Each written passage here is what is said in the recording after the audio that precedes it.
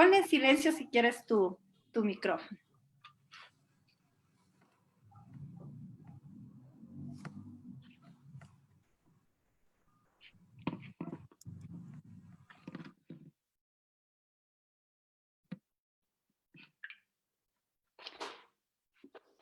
Bueno, en este momento ya estamos conectados. Queremos pedirles a nuestros amigos y nuestras amigas que podamos esperar 5 minutitos para poder compartir el respectivo link. Ya nos encontramos en este momento con nuestra compañera Abigail Eras, perseguida política y defensora de los derechos humanos y de la naturaleza, con quien hablaremos en esta tarde. Les pedimos solamente 5 minutitos, por favor, para poder compartir el link a todos nuestros amigos y nuestras amigas. En este momento también te envío a Abigail.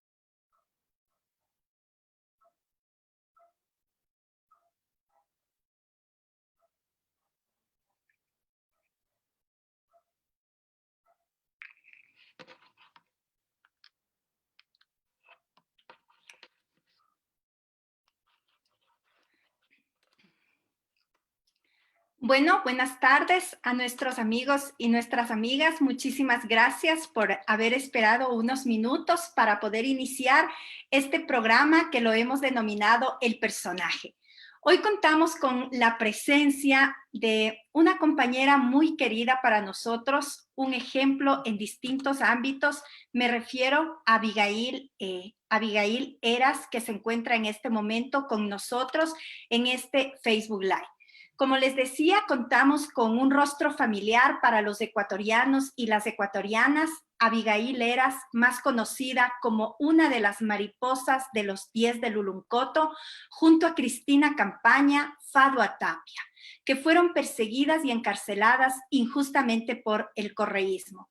Abigail es una joven abogada, activista de los derechos humanos y luchadora social, con mucha experiencia en defensa de los sectores populares afectados por la explotación minera en la provincia de La Suay. Pero dejemos que ella sea quien en esta tarde nos cuente su historia, sus luchas y las experiencias que ha obtenido durante todo este proceso. Abigail, buenas tardes, ¿cómo te encuentras? Hola Natasha, ¿cómo estás? Muy bien. Saludos a todos los que se encuentran conectados el día de hoy. Les envío un abrazo fuerte, muy fraterno desde mi tierra linda, Cuenca. Bueno, y esperando a compartir unos minutos contigo y con todos los compañeros y compañeras que están conectados. Bueno, quiero saludar antes de hacerte poder conversar a Gladys Tonato, Emma Muñoz, Miguel Castro, Norman Enrique Rodas, Manuel Pinos, Rocío Pancho, Alexander Granda, Royce Gómez, Juan Elías Chulde desde Nueva York, Rafael Riofrío, Isabel Medina, entre otros amigos y otras amigas que ya se están conectando esta tarde para un Facebook Live. Yo les recuerdo y quisiera decirles a los amigos que le veo a Abigail y recuerdo distintas facetas, principalmente cuando estuvo detenida injustamente y cuando le íbamos a visitar, exactamente como se encuentra en este momento, siempre con una sonrisa, siempre con optimismo, siempre con alegría, siempre luchando por la vida. Y creo que esos valores son muy importantes en la juventud, en los distintos sectores, de luchar por la vida y hacerlo honestamente durante toda la etapa. Bueno, un poco para iniciar, Abigail, que te conozcan más nuestros amigos, nuestras amigas que se están incorporando a este Facebook Live, un poco, ¿quién es Abigail Eras? Cuéntanos, por favor. Bueno, yo soy de profesión abogada, soy una activista por los derechos humanos y los derechos de la naturaleza. Actualmente me encuentro desempeñando o estoy como funcionaria pública en el gobierno provincial de La Suay. Y bueno, siempre he estado vinculada a las organizaciones sociales y populares en defensa de los derechos constitucionales, pero así también de las libertades fundamentales. Toda mi vida he estado vinculada a la defensa de los derechos de la naturaleza y con esto también todo lo que ha acarreado ya en una defensa que se ha trasladado también a los tribunales.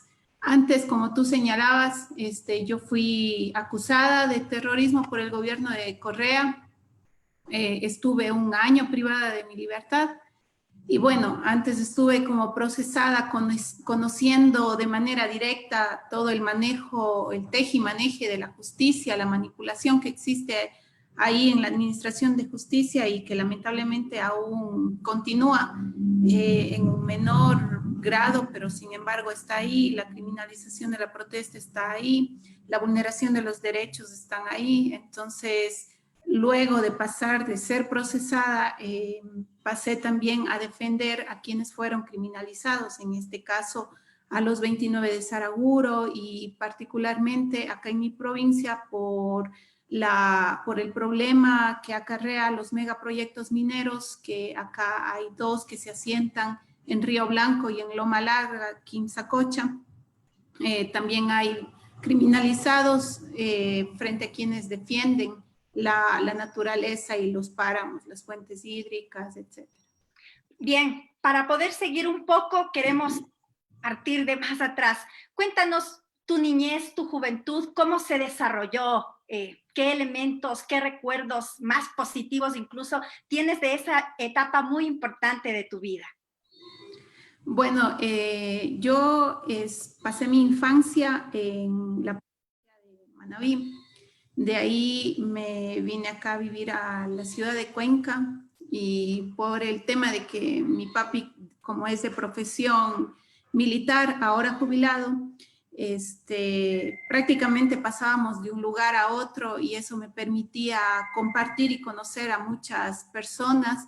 En mi niñez he tenido bonitos recuerdos y de alguna u otra forma también iba como que despertando esta conciencia social, digo yo, porque, por ejemplo, en el lugar en el que vivíamos, que eran unas villas del cuartel que daban a los militares, había una franja de las casas más pequeñitas, más chiquitas, que les daban a los militares de tropa, del cual mi papá formaba parte, y las casas más grandes de 2 pisos, con mayores comodidades, a los oficiales. Entonces yo veía así como esa distinción, como esa diferencia. Entonces, claro, los hijos de militares de pronto estaban en colegios y escuelas particulares y no así los de tropa. Entonces, siempre nosotros, a pesar de que eran todavía niña, pero podíamos ya observar, digamos, esa diferencia inclusive de clases sociales y esa diferencia en cuanto al tema de la propiedad en sí. Entonces, si bien es cierto, nosotros como niños jugábamos mucho con ellos, pero siempre tenían unas posturas que discrepaban totalmente de nosotros, ¿no? Entonces eran así como un poquito ellos egoístas con sus cosas, no así en cambio los hijos de quienes éramos de tropa, que éramos así mucho más solidarios y jugábamos así nos uníamos, es más, para armar, digamos, nuestros juegos y cosas así. Siempre tratábamos de vincularlos, sin embargo, ellos tenían así como un cierto rechazo, ¿no? Pero bueno, luego fui al colegio, ahí mis hermanos mayores, tengo 4 hermanos, 2 mayores a mí, ellos fueron dirigentes estudiantiles y bueno, ya en primer curso tuve, digamos, mi primera vinculación con una organización estudiantil a partir de que mis hermanos eran dirigentes estudiantiles. Luego, por el tema de carreras, de estudios, me tuve que matricular en un colegio que tenía la carrera que yo quería y ahí un poco como que era más alejado, por supuesto, de la ciudad y siempre en la ciudad era donde se realizaban estas manifestaciones de la organización estudiantil, etc. Sin embargo, yo ya fui vinculándome poco a poco porque, bueno, siempre veía estas asimetrías sociales y también que siempre la mayoría del pueblo, en este caso mis padres que prácticamente tenían que subsistir con un salario y mantener a cinco hijos, era bastante complicado y encima las políticas gubernamentales que golpeaban el bolsillo de ellos. Entonces yo me iba dando cuenta de todo eso, ¿no? Claro que llegó luego la adolescencia y ahí era como un poquito más complicado porque al tener 2 hermanos varones es como que al menos papá y mamá siempre esperan que la mujer sea súper más tranquila, pero en cambio yo al tener estas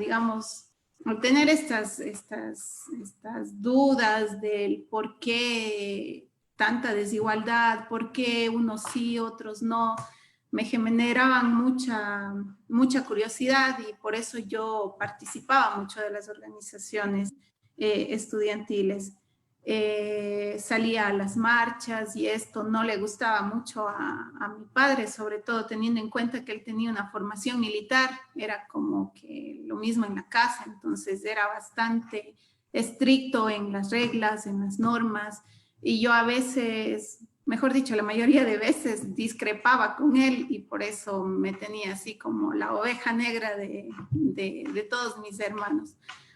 Y siempre le refutaba, cuando yo tenía que refutarle algo, pues lo hacía al menos cuando veía ciertos comportamientos dada su formación militar. Entonces, por ahí teníamos a veces nuestros roces y inclusive cuando pasó todo esto de la detención en el 2000. Antes un poco de ir hacia allá, quiero contarte que se están conectando. Queremos saludar a Severino Charupi de la CONAIE, que se acaba de conectar también, a Mónica Tenén. Saludos te envían desde Tungurahua, mujer luchadora, Carla Vázquez, Hilda Chacha, un saludo desde Cuenca, te envío un abrazo gigante, Avi, Ramiro Vinuesa, ejemplo de mujer tenaz, valiente, luchadora. Saludos a Abigail, Alexander Granda también por luchar contra las injusticias, fue presa y los corruptos llevándose el dinero del pueblo.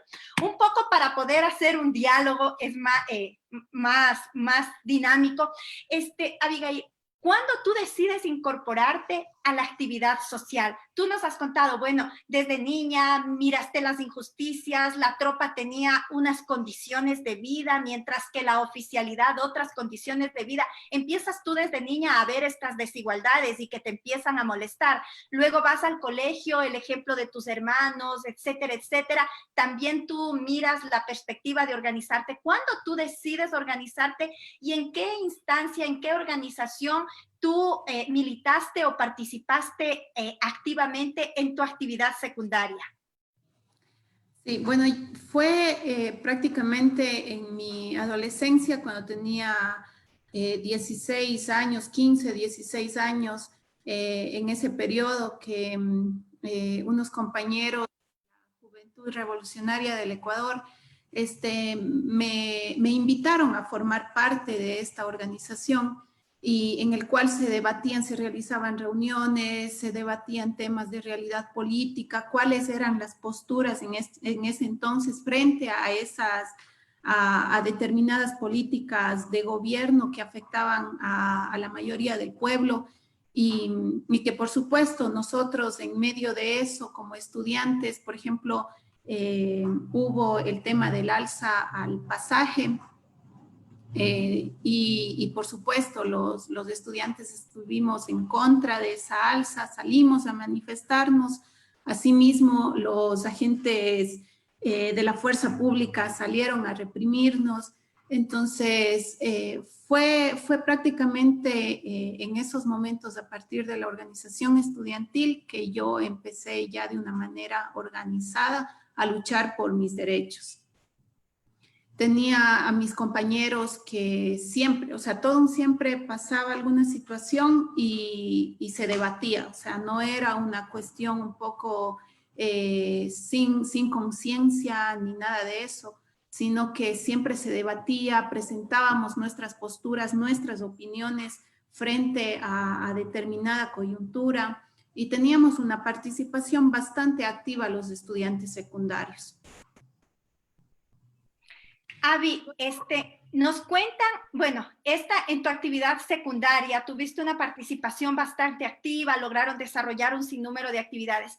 ¿Cuándo una faceta que no todos conocemos empieza en ti? Sabemos que haces teatro y que adicionalmente tú hacías teatro o haces teatro en los hospitales para los niños que tienen cáncer. Es decir, has hecho una actividad social, has hecho una actividad de beneficio para la población, defiendes los derechos humanos, defiendes los derechos de la naturaleza, pero esta parte también de tu solidaridad muy pocas personas conocen.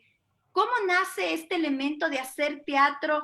Y bueno, ¿qué respuestas, qué sientes cuando estas actividades para los niños con cáncer? Bueno, eso surgió a partir de que la Federación de Estudiantes Universitarios, la FEUE, lanzó un proyecto. En ese entonces quien era presidenta era Andrea Rivera. Entonces ella realizó este proyecto para invitar a todos los estudiantes que quisieran integrar un grupo de teatro, porque si bien es cierto, la Universidad de Cuenca tiene la Facultad de Artes. Sin embargo, hay muchos estudiantes que están en otras facultades, siguiendo otras carreras, pero que tenían esta fascinación por este arte, por el teatro.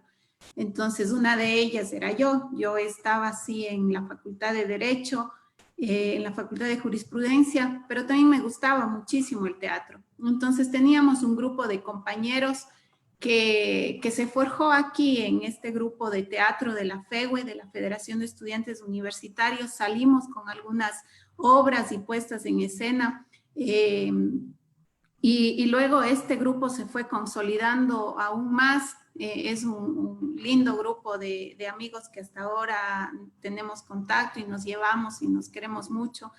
Y ahí empezó, digamos, como a través del teatro también expresar y sobre todo levantar la conciencia, ¿no? Inicialmente fue clown, es decir, un teatro que llevaba a las personas a sonreír, a sacarles sonrisas, ¿no? Porque en medio digamos, de todo lo malo que a veces se ve, que puede mostrar el mundo, también hay partes buenas y que hay que sacar a flote. Entonces, una de esas es la risa, que inclusive científicamente es comprobado que la risa te eleva el sistema inmunológico. Entonces, con este grupo de amigos, prácticamente iniciamos o creamos la Fundación Juvenil Sonrisas, que da una terapia de la risa en los hospitales, y en este caso nosotros íbamos bastante a Solca, donde están las personas que padecen de cáncer. Y bueno, había la zona pediátrica, y aquí están los guaguas, los niños, que son, digamos, los seres más lindos, más puros que existen, ¿no? Entonces, era bastante difícil, era bastante duro ver a niños de meses o de 4, 3 años que ya padecían esta enfermedad y que tenían que luchar fuertemente, ¿no? Y bueno, nosotros queríamos eso, llevarles alegría, tratar de elevarles su sistema inmunológico, tratar de un poco llevar esa alegría a esos pasillos de hospital fríos. Y claro, nosotros íbamos con nuestra naricita roja a darles alegría y a volver ese lugar como un lugar de fantasía. Era algo que nos llenaba mucho a nosotros. Entonces, de hecho, esa fundación todavía persiste y siguen todavía sumándose más voluntarios, así, pero bueno, nosotros, digamos, fuimos los primeros en brindar esta terapia de la risa aquí en la ciudad de Cuenca. Chévere. Abigail, cuando nosotros hemos conversado con varios compañeros y compañeras, amigos que te conocen, cuando decimos Abigail Heras, nos dicen solidaridad, nos dicen libertad, nos dicen perseverancia, persecución y lucha por los derechos humanos. Y realmente te has convertido en un referente importante en distintos lugares. Abigail Heras, ¿qué significa para ti los 10 de Luruncoto? Pero antes, quisiera que escuches, está conectada en este momento Luisa Lozano, perseguida política también del correísmo, una mujer luchadora. Luisa, queremos darle la bienvenida, buenas tardes, y hacerle una pregunta a Luisa, una mujer luchadora, una mujer que fue perseguida política. ¿Qué ha significado para usted Abigail Heras? Luisa, buenas tardes. Buenas tardes, Natasha. Buenas tardes a todos los que nos escuchan.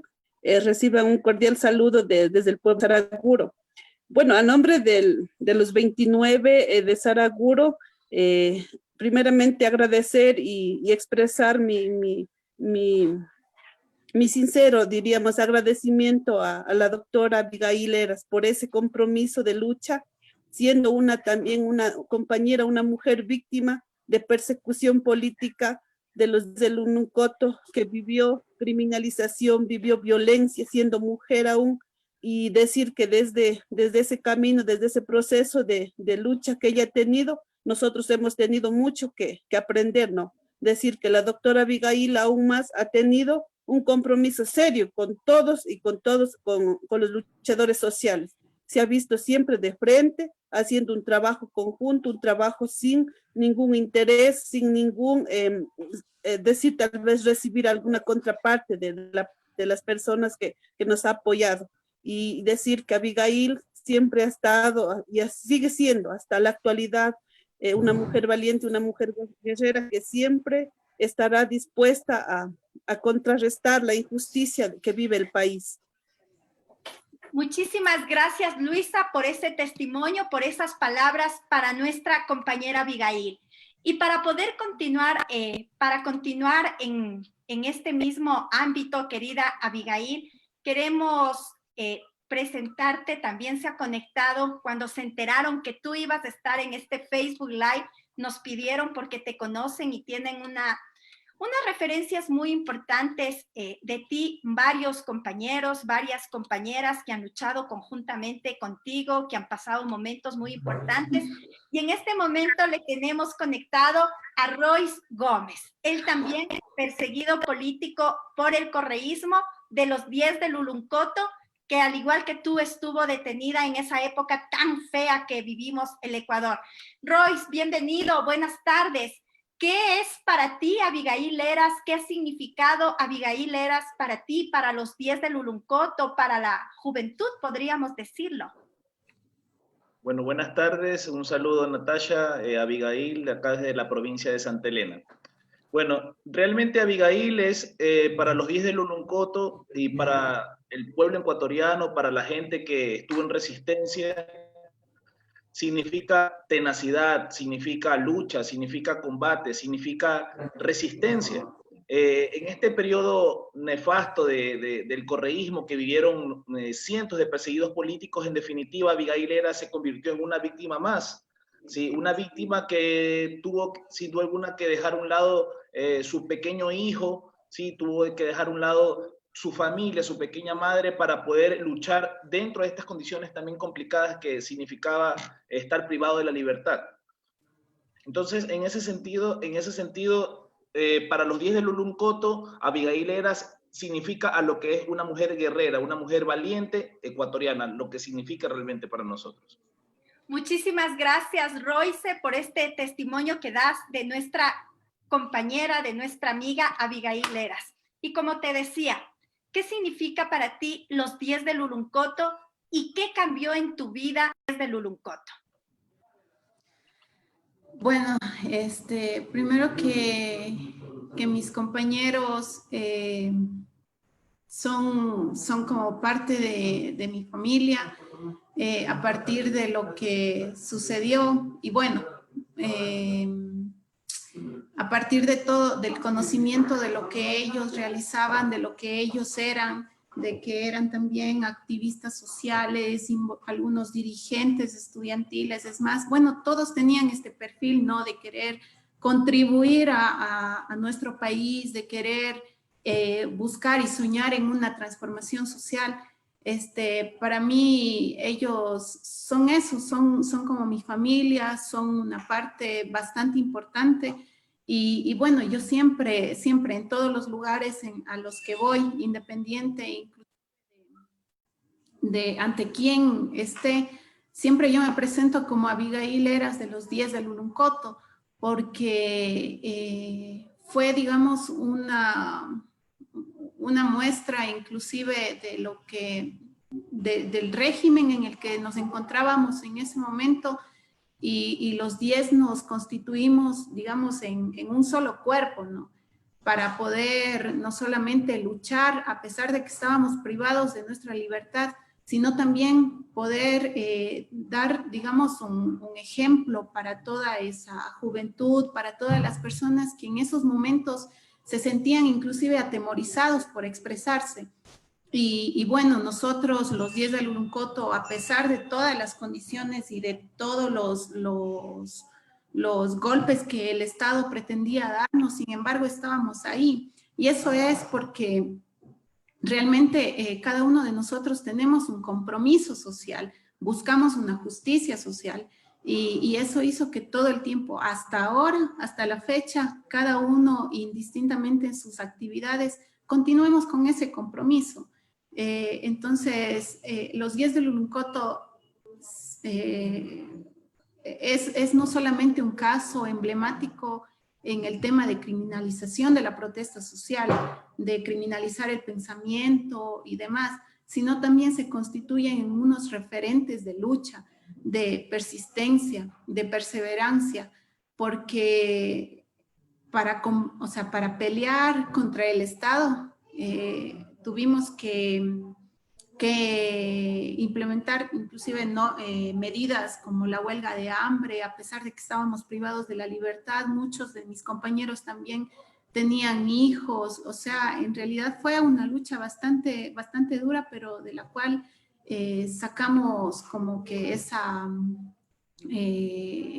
ese compromiso para continuar en la defensa de los derechos, pero también para demostrar que el gobierno y cualquier gobierno que pretenda golpear al pueblo se está enfrentando contra un pueblo guerrero, contra un pueblo organizado, unido, y que a pesar de los embates, a pesar de todo lo que puedan hacer para querer amilanarnos, pues no lo consiguen, y no lo consiguen es porque se defiende causas justas. Abigail, nos envían un mensaje de floristería de Margaritas, Judith Bastidas, y nos dice: siempre adelante, Abigail, y que la lucha por los derechos vayan acompañados de esos grandes valores. Mariela Robles nos dice: Abigail, ejemplo para todos, no solo de lucha, sino de resistencia y de buen corazón. André Lucan, felicitaciones a las compañeras luchadoras y a todos los compañeros que luchan por la vida. Son mensajes que nos están llegando de amigos y amigas. Abigail, cuando tú fuiste detenida, tú tenías un hijito muy pequeño que vio toda la brutalidad del accionar de la fuerza pública. ¿Qué secuelas trajo aquello? ¿Cómo has enfrentado? Porque además de ser una mujer fuerte, una luchadora social, una mujer solidaria, por supuesto también eras madre. ¿Cómo enfrentaste ese momento y qué significó y qué generó eso en el niño? Bueno, evidentemente que fue un golpe bastante duro. Mi pequeño en ese entonces, Maximiliano, tenía 3 años de edad y bueno, la manera en cómo nos separaron fue bastante grotesca, brutal. Con eso, o sea, se evidenciaba el gobierno que simplemente no tenía límites, ¿no? Porque tenía 10 personas encarceladas injustamente a través de la forja de una serie de pruebas, y sin embargo no tuvo la más mínima, no se compadeció en lo mínimo y vio que detrás de estas personas inocentes estaban familias, en este caso mi padre, mi madre, mis hermanos y mi pequeño hijo. O sea, tuvieron afectaciones bastante duras. En ese entonces mi hijo apenas, o sea, estaba en este proceso de querer aprender a hablar, pero a partir de esta separación y de que prácticamente no tuvimos contacto como por aproximadamente 4 meses, no lo vi para nada, porque claro, la cárcel no es un lugar bonito como para que un niño ingrese y vea, ¿no? A su mamá encerrada. Él apenas tenía 3 años. Digamos que esa fue la parte que fue más dura, porque porque tenía apenas 3 años y me separaron de él. Y yo recuerdo que cuando le llamaba por teléfono, él gritaba que venga, que regrese, que quiere a su mamá, y eso golpeaba mucho.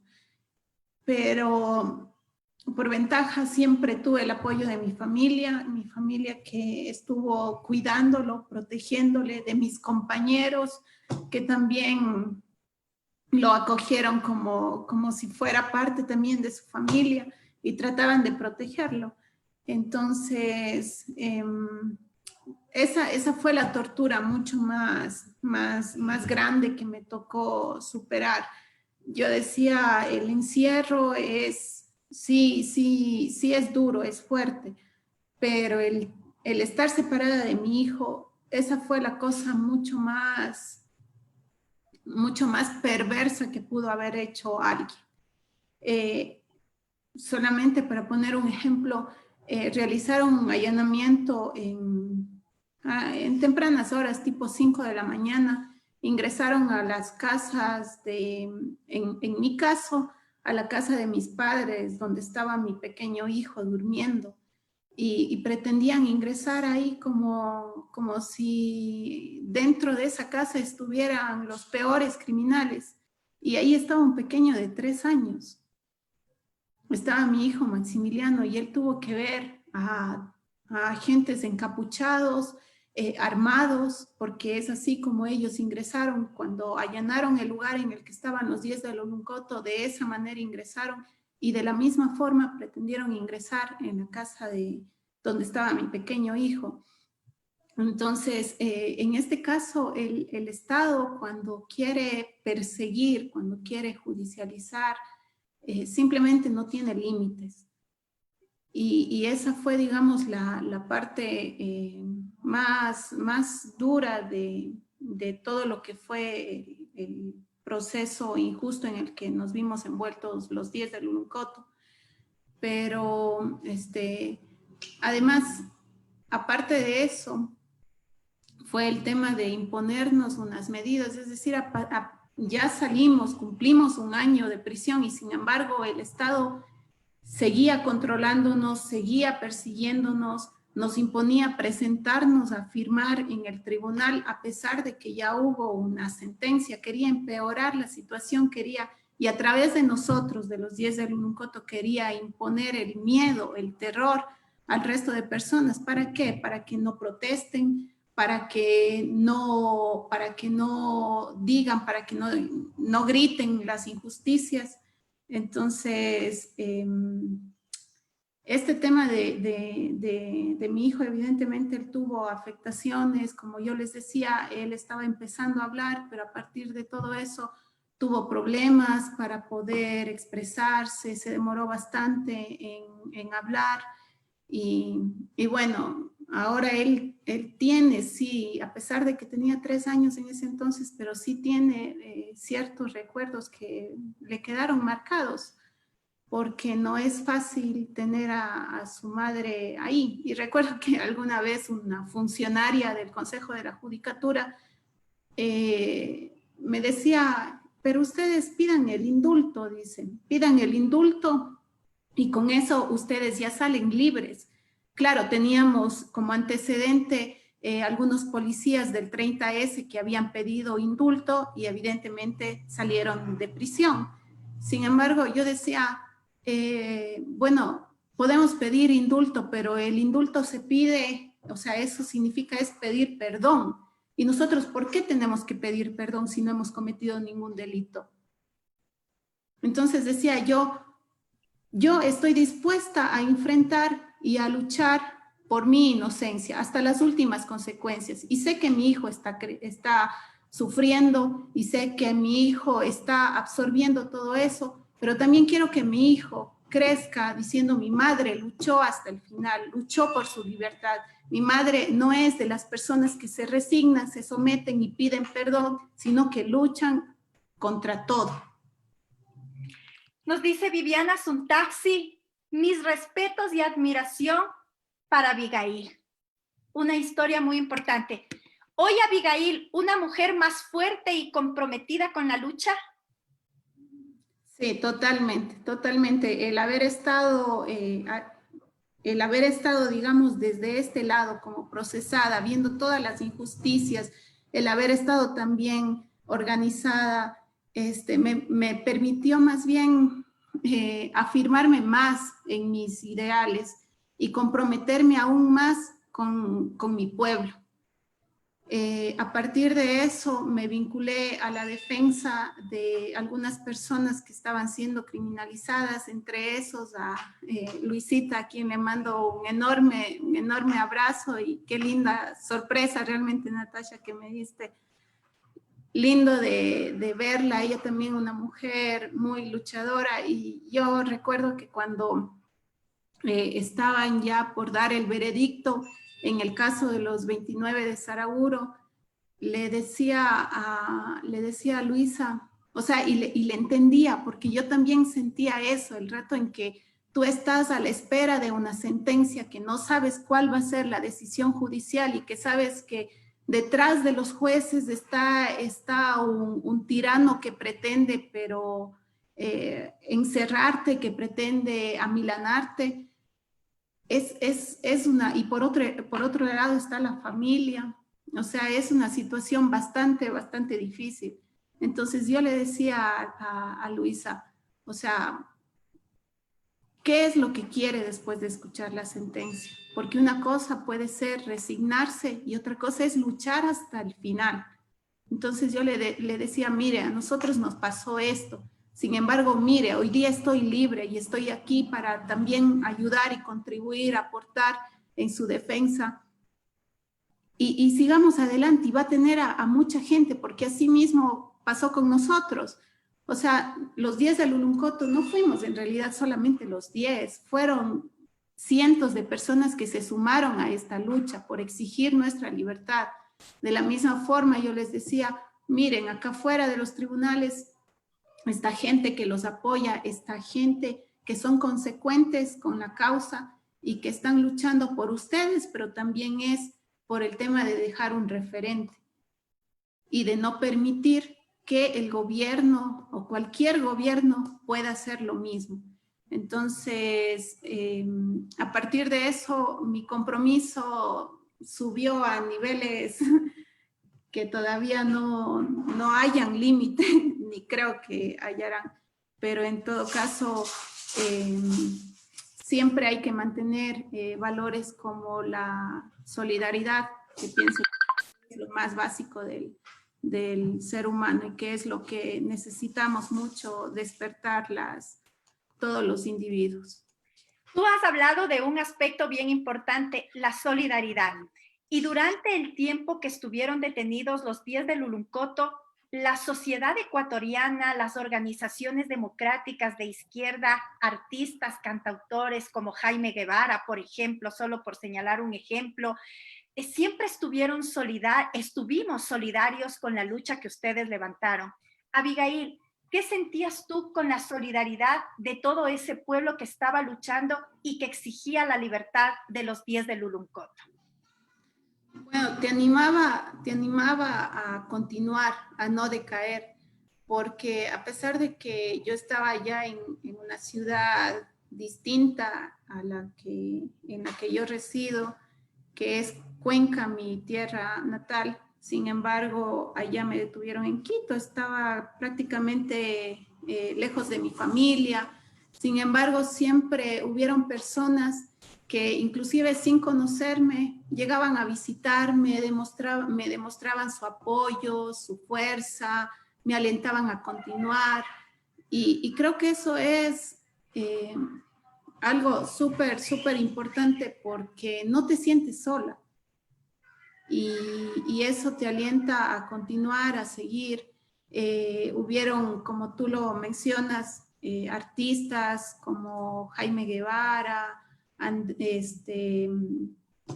Michelena, que inclusive aprovechábamos que ellos venían a visitarnos, porque evidentemente siendo todos unos artistas populares, nuestras compañeras privadas de la libertad también querían pues verlos, ¿no?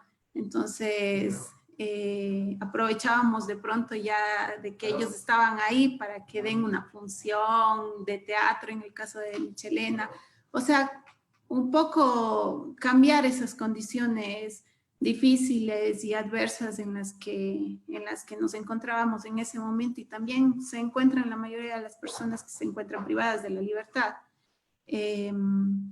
Pero bueno, el tema es de que siempre esta solidaridad prácticamente yo digo, fue gracias a eso que también el gobierno se vio abocado a emitir una sentencia que nos sacara de las rejas, porque en realidad era incómodo para ellos tener a gente, ya bastante gente, cada vez se sumaban muchas más personas exigiendo y gritando a las afueras del tribunal, y bueno, fue gracias a todo ese apoyo, a esa solidaridad, que nosotros también alcanzamos a obtener nuestra libertad. No fue solamente la lucha individual de cada uno de los 10 del Urucoto, sino también fue una lucha conjunta, comunitaria también, digo yo,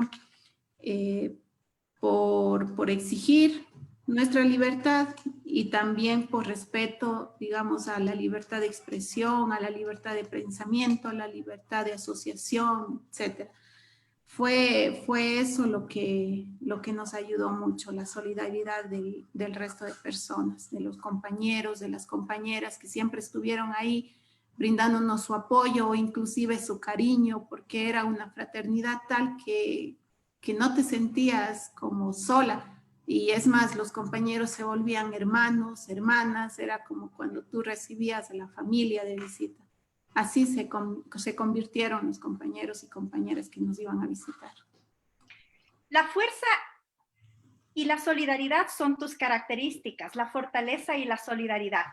Nosotros conocemos que tú dentro de la cárcel, además de enfrentar todo este proceso de criminalización, tú ya estabas estudiando Derecho, y cuando te íbamos a visitar decían, la doctorita. Y nos decían que tú les enseñabas a leer, tú les enseñabas un sinnúmero de cosas junto con Cristina Campaña. ¿Qué pasa ahí adentro de las cárceles, la realidad de las cárceles, y en este caso en la cárcel de mujeres, que incluso yo recuerdo que cuando íbamos y te visitábamos nos decían, denuncien lo que está pasando, no hay baños, no hay duchas, vivimos en hacinamiento, etc. ¿Qué pasaba ahí adentro, Abigail? Bueno, definitivamente la cárcel no es más que un reflejo de la sociedad, y claro, ahí decíamos nosotros, los derechos, mejor dicho, no hay derechos para las personas privadas de la libertad, porque son tratadas peor que animalitos. El tema salud, al menos en la cárcel de mujeres, no había una adecuada atención en salud, y yo creo que hasta ahora eso se refleja en algunos hospitales, que por ejemplo ahí nos daban paracetamol, ibuprofeno para resolver todas las dolencias, eran milagrosas esas pastillas. Igual la alimentación, yo creo que todas ahí se enfermaron por los alimentos que se daban, y bueno, tratábamos nosotras un poco de mejorar esas condiciones en la medida de nuestras posibilidades, porque yo digo, lo que es un ser humano en casa también es afuera. Entonces nosotros, si afuera luchábamos por nuestros derechos, por reivindicar nuestros derechos, en la cárcel era igual. Entonces tratábamos siempre de contribuir y de mejorar esas condiciones. Habían muchas mujeres que eran analfabetas, no sabían ni leer ni escribir, y claro, yo empecé a organizarme grupitos, a tratar de enseñarles. Luego ya las mismas funcionarias del Ministerio de Justicia, viendo esta situación, me pidieron que sea ya una profesora más de ahí del centro de la cárcel de mujeres del Inca. Entonces me dediqué buen tiempo a enseñarles, a darles ya una educación de manera formal y bueno, tratando siempre de revertir esa situación que ellas estaban atravesando. Inclusive, como te decía antes, hubo muchas muestras o expresiones de solidaridad, entonces nos traían, yo qué sé, insumos de higiene, alimentos, y nosotros armábamos como kits y les entregábamos a las personas que menos tenían. Entonces, eso hizo que de alguna manera todas las personas que en ese momento estuvieron ahí, que nos rodeaban, nuestras compañeras, más allá del agradecimiento, ¿no? Veían quiénes somos. Y eso les llevaba a apoyarnos en absolutamente todas las cosas, inclusive en algún momento nosotras fuimos designadas como representantes del pabellón, algo así como lo que comúnmente llaman las caporales, pues esas fuimos también nosotras, pero era por este tema de mejorar un poco las condiciones, de liderazgos también, digo yo. Y bueno, sucedieron muchas cosas ahí en el interior de la cárcel, se pueden hablar se puede inclusive escribir todo un libro sobre eso, pero son historias bastante duras las que tuvimos también que escuchar de cada una de ellas. No es que de pronto muchas de ellas se vieron obligadas a cometer un acto ilícito, no porque ellas quisieran, sino por su necesidad. Y bueno, son realidades que la mayoría del pueblo ecuatoriano está atravesando, ¿no? Condiciones bastante de desigualdad, de asimetrías sociales que en algún momento tienen que ser revertidos. ¿Cómo le catalogas al gobierno de Rafael Correa cuando se desempeñó como presidente de la República? Bueno, fue un gobierno, para mí, un tirano, totalmente. Un gobierno bastante perverso que se aprovechó del pueblo para enriquecerse y enriquecer a todo su séquito. Y eso lo estamos viendo hasta la actualidad, ¿no? Porque no olvidemos que Moreno también formó parte de Alianza País y bueno, fue un gobierno que persiguió, que hostigó y que hay crímenes que cometió y que están siendo investigados. Lamentablemente, como yo lo mencionaba en el inicio de mi intervención, no tenemos una justicia totalmente imparcial y esto hace que muchos de los actos cometidos por Rafael Correa aún se encuentren en la impunidad. Un gobierno bastante nefasto y que nos llevó a una crisis económica, política y social tremenda y de la cual todavía nos encontramos, encontramos envueltos. Traicionó a la gente totalmente. Ellas en un momento, inicialmente estuvieron convencidos de que se trataba de un gobierno bastante progresista. Sin embargo, al pasar de los meses, fue cambiando totalmente su política, iba derechizándose más y golpeando a los menos. Abigail, un mensaje final, ha pasado ya 1 hora. Hemos conversado, ha sido muy interesante conocer todo lo que has tenido que vivir, pero fundamentalmente ese aspecto de continuar con mayor fuerza, con mayor solidaridad, con mayor firmeza en la lucha. Un mensaje final para nuestros amigos y nuestras amigas que están conectados en esta tarde y que te van a seguir mirando a través de este Facebook Live. Bueno, simplemente agradecerles por escucharme el día de hoy, mandarles un abrazo fraterno y incentivarles a continuar en la lucha, a no decaer por nada. Como saben decir, y hay una consigna entre todos los compañeros y compañeras que ni la cárcel ni la muerte detendrá nuestra acción. Así que a continuar en esta lucha por los derechos, por las libertades, a defender no solamente los derechos humanos, sino también los derechos de la naturaleza, que ahora se ven bastante golpeados por las grandes corporaciones mineras que quieren prácticamente arrasar con todos nuestros recursos y, claro, llevarse el oro y dejarnos a nosotros la miseria, la destrucción y la contaminación no solamente ambiental, sino también social. Entonces, impulsarles a continuar en esta lucha, a no callar jamás y siempre frente a cualquier obstáculo, a levantarse de manera firme y siempre de pie. Abigail, yo quiero agradecerte por haber aceptado participar en este Facebook de la Unidad Popular de Pichincha, saludarles a todos mis compañeros y compañeras de mi organización aquí en la provincia que hacen posible el desarrollo de estos Facebook Live. Y quisiera cerrar con una frase que nos han enviado. Alexander, las personas como Abigail son muy necesarias, personas que a pesar de que estaban ahí injustamente detenidas, lo único que hacen es ayudar. Te admiro, Abigail. Abigail, como ustedes pudieron haber escuchado, amigos y amigas, es una mujer que fue perseguida política en la época del correísmo, estuvo injustamente detenida junto a los 10 del Uluncoto, acusada de terrorismo, de sabotaje, entre otras figuras que nunca lo pudieron demostrar.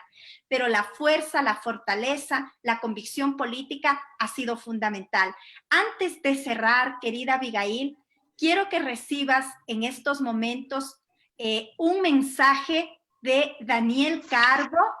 Él es un mensaje de Daniel Carbo para Abigail. Estamos cerrando este programa.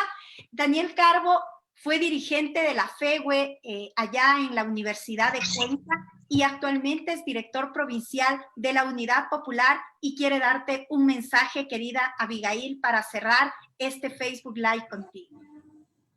Daniel, por favor. Hola, gracias. No sé si se me escucha. Totalmente bien.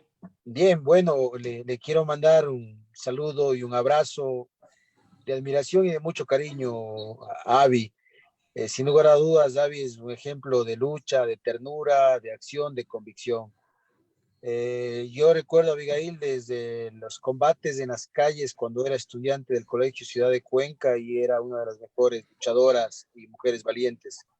Recuerdo a la Abigail de la Universidad de Cuenca defendiendo los derechos de la naturaleza, recuerdo a Abigail teatrera y también recuerdo una Abigail plantada frente al tirano del correísmo, Correa, cuando estaba detenida, o más bien estaba encarcelada en la cárcel del Inca.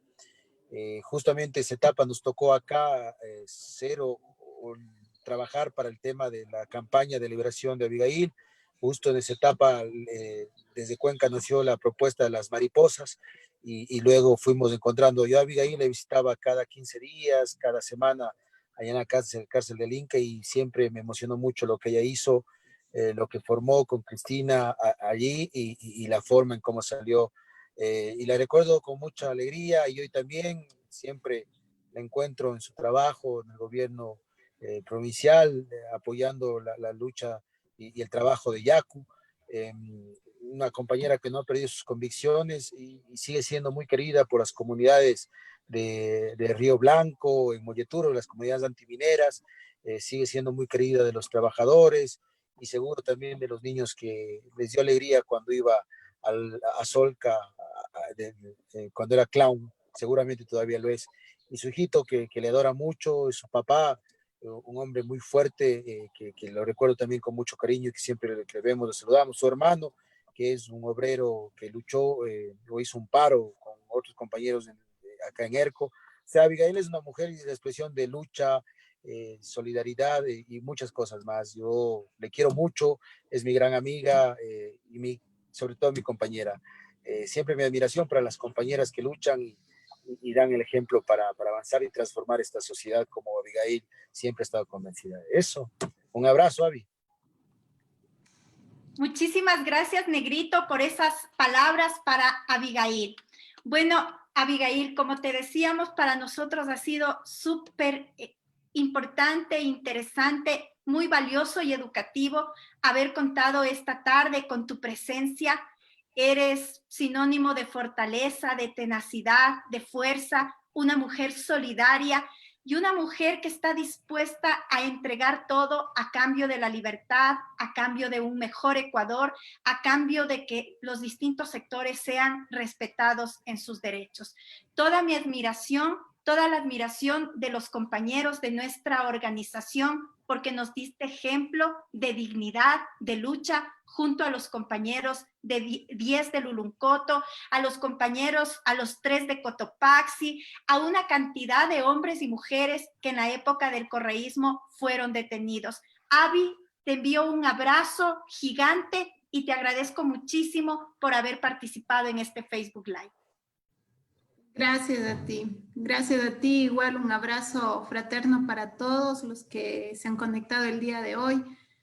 Un abrazo para mis compañeros de lucha, Daniel, para mi compañera también, Luisa, y bueno, para todos quienes han expresado su cariño el día de hoy, pero también les envío muchos ánimos para continuar en esta lucha, que no es fácil, pero hay que ser perseverantes en todas las cosas que hagamos. Entonces, como lo manifesté anteriormente, siempre de pie, con la misma firmeza y convicción. Gracias, Abigail. Un abrazo para ti y para tus 2 hijitos y, por supuesto, para toda tu familia. Chao.